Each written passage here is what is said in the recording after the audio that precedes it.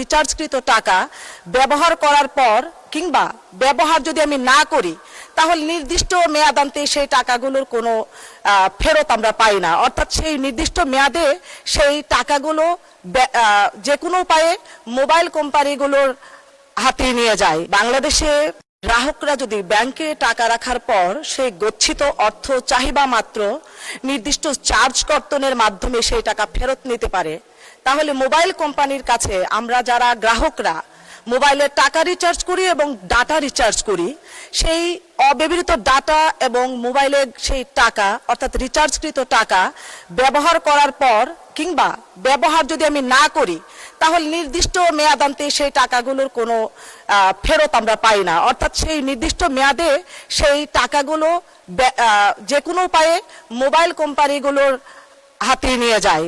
প্রতারণার এই ফাঁদ থেকে গ্রাহকদেরকে বাঁচানোর জন্য বাংলাদেশ সরকার কি পদক্ষেপ নিয়েছে এবং সেটি কবে নাগাদ বাস্তবায়ন হতে পারে? ধন্যবাদ মাননীয় স্পিকার। মাননীয় মন্ত্রী।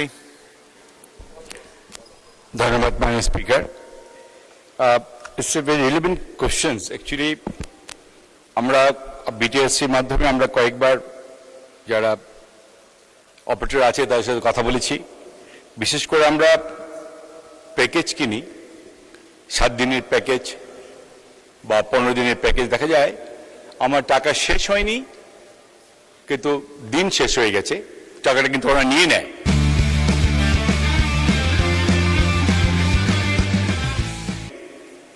কিন্তু এখান থেকে আমাদেরকে বেরিয়ে আসার জন্য আমরা যারা অপারেটর তাদের সাথে কথা বলেছি, আমরা বিটিএসসির সাথে কথা বলেছি, আমাদের রেগুলেটরি কমিশন যেটা আছে,